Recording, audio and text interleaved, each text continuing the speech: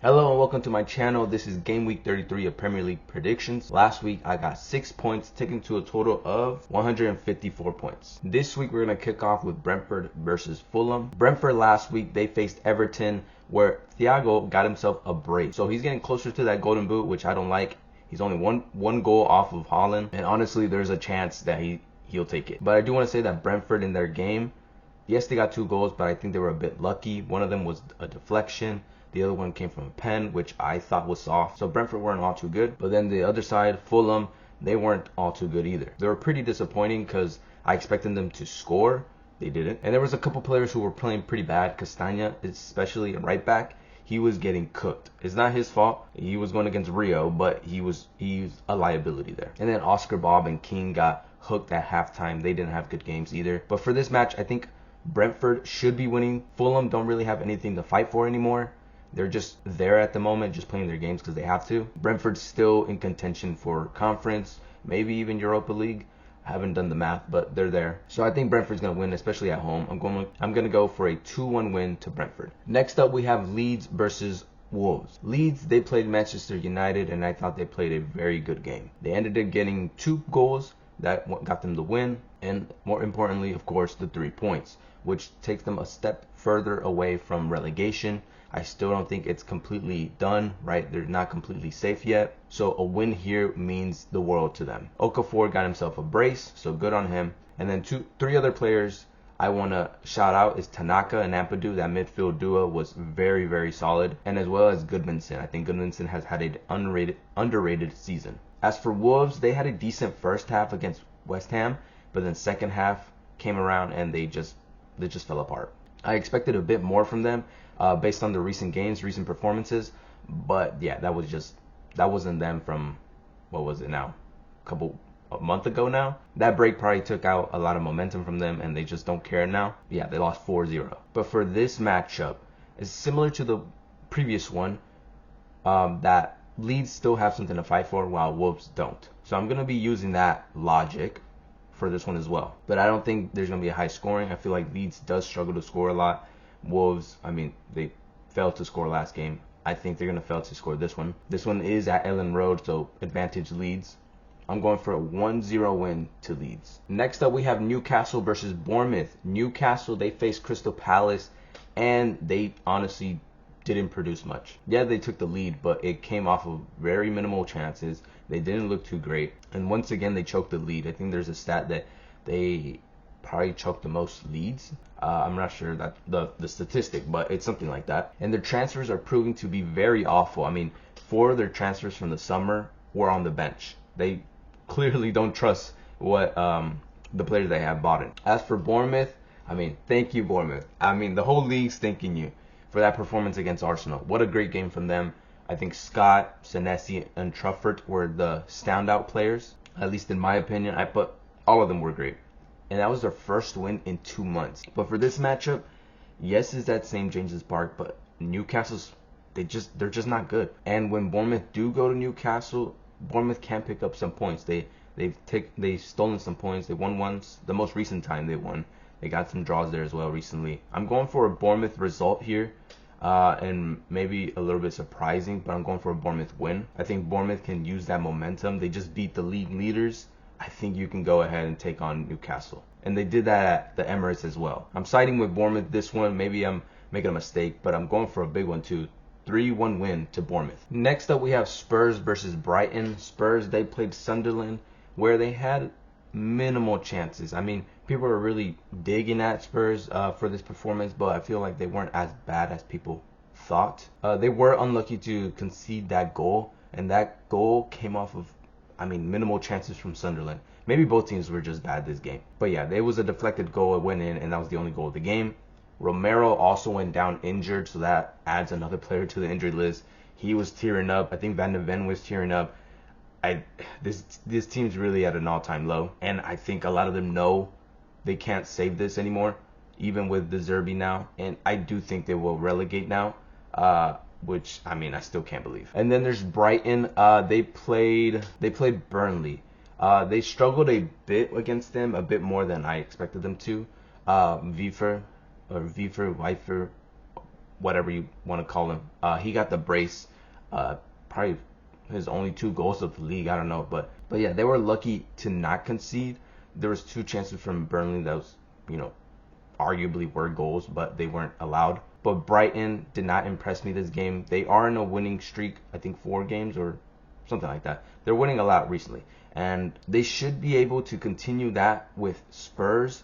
But again, I always consider the Spurs rule, the Spursy rule. It doesn't always go the way you think it will go with Spurs games. And with De Zerbi at the wheel, going against his old team, there's a chance that he could do something. Even though Romero just went down and they're missing, all their star players basically. But I'm going for it. I'm not going for a Spurs win. That would be crazy.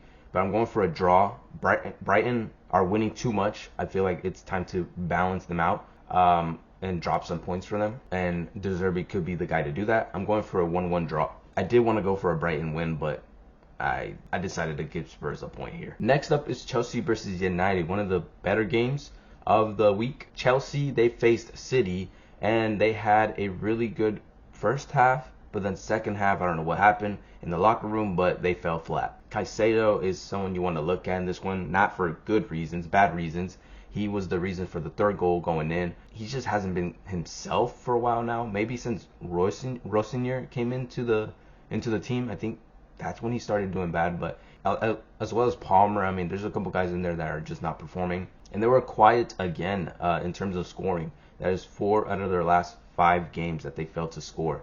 So yeah, they're not getting many goals. And then United faced Leeds. They were pretty rusty. You can tell mistakes from the back.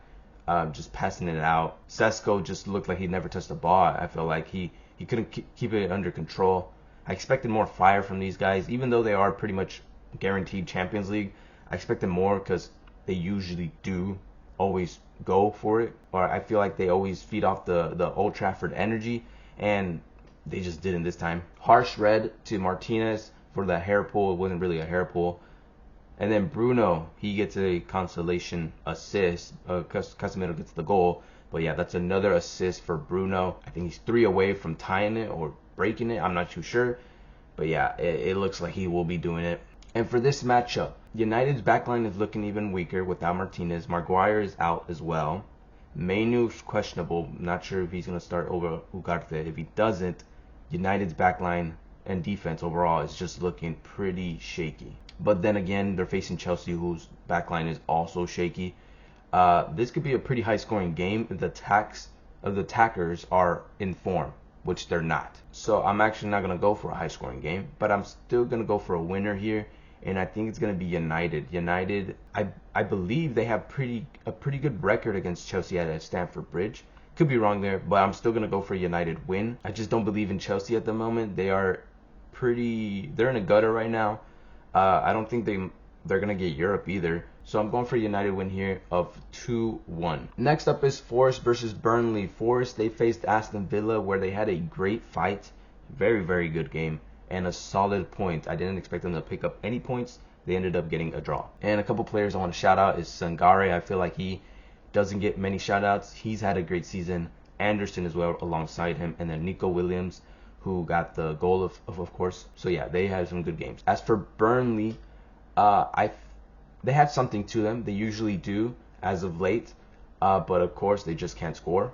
They did waste some chances, but they did have 2 offside goals, which were questionable. I feel like maybe the lines were drawn wrong, but I feel like Burnley could have had some goals there. But for this matchup, Forest versus Burnley, Forest, again, I've used this logic before. Forest is fighting for something. Burnley isn't. Forest is going to go for this one, even though they do have Europe. They have Europe before this game, today actually. But I don't think that's going to take anything out of them. I think they have a pretty good lead against their opponents in Europe as well. So they might rotate there to solidify a solid team against Burnley. But I think it's still going to be low scoring. Usually is at the City Ground. I'm going for a 1-0 win to Forest. Next up is Villa versus Sunderland. Villa, I think they had a good performance. Like I said, for Forest game, they both had a good performance. They did waste some decent chances that probably could have gave them the win. But overall, they played well. I mean, Tielemans is him. Tielemans is actually goated. I think he is so great and underrated. I think, for me, team of the season. for the Prem. And they also play Europe, so they will have to probably rotate some of their players for that. I think they have a lead in that as well. But they're playing Sunderland. Sunderland, they weren't all too great. Roofs had a great game, and usually when your goalie has a good game, that means the rest of the team is pretty bad. And they only had 2 shots on target. Not great from them, especially against Spurs at home as well. And then Broby, lucky he didn't get a red, so he could have been missing this game as well. I think Aston Villa should be winning this one. I think Sunderland is just not. They've lost a lot of momentum, and they're sort of just gliding or just hovering there. I feel that they're another team that is out of European competitions or are not out of contention of getting it. So I'm going for a Villa win here of 2-0. Next up is Everton versus Liverpool. Another good game here, Merseyside Derby. Everton, they faced Brentford where they had a solid game, but I do want to give a shout out to Pickford. I mean, he is their player of the season for Everton, and arguably probably the goalie of the season for the Premier League. He is always saving them. I mean, at least once a game, he's making a great save, like a chance. He's saving a chance that should have gone in. And Pickford is a big reason for this. I think they are the favorites to get Conference League. To get that, I think it would be the 7th spot in the league. I think it's for them. And Liverpool, they faced Fulham, and they did a pretty unexpected performance. Most of it is, because of Rio. The Rio show, basically it was, they just gave the ball to Rio and watched them play. They ended up winning 2-0, and those are 3 crucial points they picked up, trying to make a gap from the rest, especially after Everton and Brentford tied. But then they also lose to PSG in the Champions League, and another 2-0 loss to them. Ekitike goes down injured in that game, and he's going to be missing the rest of the year, which is insane, right before World Cup. And that has to suck, man. Like, your first World Cup, and then just a month before you realize you're not going to play it, and then even more football after that. But good news for Liverpool, I guess you can call it. Isak is now back, and he should be playing instead of Ekitike now. But for this matchup, Everton versus Liverpool, it's tough. It is a derby. I think both sides are going to be up for it. Both teams are fighting for Europe at the moment. Liverpool did just lose Ekitike. The other players from Liverpool aren't performing all too well as of late. Everton at home isn't great. They're better away from home. It was tough to pick a side here, so I didn't pick a side. I'm going down the middle and saying it ends in a draw of 1-1. And next up, we have City versus Arsenal, the game we're all going to be looking at. Let's be real. City, they played Chelsea, and they had a great second half. The first half was we looked shaky. Let's not remember that one. But second half was great. Cherki with 2 assists. I mean, he is a game changer. Doku had a wonderful goal and a wonderful game as well. Solid defense as well from City. So it's looking good. We had 3 good games in a row against tough competitions, all top 6 teams. Now we're facing another one, or the same one, Arsenal. And Arsenal, they played Bournemouth. Horrendous game from them. They looked nervous as hell. They can't do it. I don't know. I don't know what to believe now. The bottle is so strong in them, but there's still a chance they can win it. But you know it's bad. You know it's bad when Gyökeres was your best player against Bournemouth. And then in the Sporting game, they weren't all too great either. They conceded some chances, a bit better defending, but they conceded some chances and there were moments where Arsenal fans' hearts sunk, and it was so close Sporting, but they ended up beating them as well. Now they have to go to the Etihad. Can they get the win, or can City get the win? I feel like this is based a lot on how Arsenal approach the game. If they're gonna go for it and go for the win, then I think City wins. But if they're going to sit back and just put 11 men behind the ball, I think we don't win, right? I think either Arsenal wins that one or they get a draw. And I think Arteta is going to sit back. They're going to sit back, soak up pressure. They know we need a win. They don't necessarily need to win this one. So I think they're going to sit back, play Haramba, we know, and somehow manage to get a draw. I don't think they're going to win this one, but I feel like they're going to get a draw. And everybody's going to hate them after the game, saying, what kind of performance was that? How is our league leaders doing that? but I mean, it's going to get them a point that they desperately need over us. So yeah, I'm going for a 1-1 draw. Pretty disappointing, but that's what I'm going for. Next up, we have Crystal Palace versus West Ham, and this is our last game. Crystal Palace, they played Newcastle, where they had a solid performance once again, so they have picked up form. Mateta to the rescue off the bench, getting a brace. I'm pretty sure it was brace, and they ended up winning the game. Someone I want to give a shout out to is Munoz. I feel like he will be getting a move this summer. I feel like this is his second season now where he's had a good season with Crystal Palace, and I feel like he's looking at everybody else leaving. Olise, Eze, the coach is most likely leaving. Wharton could be leaving. Mateta could be leaving. I mean, why can't he leave? He's a great wing back.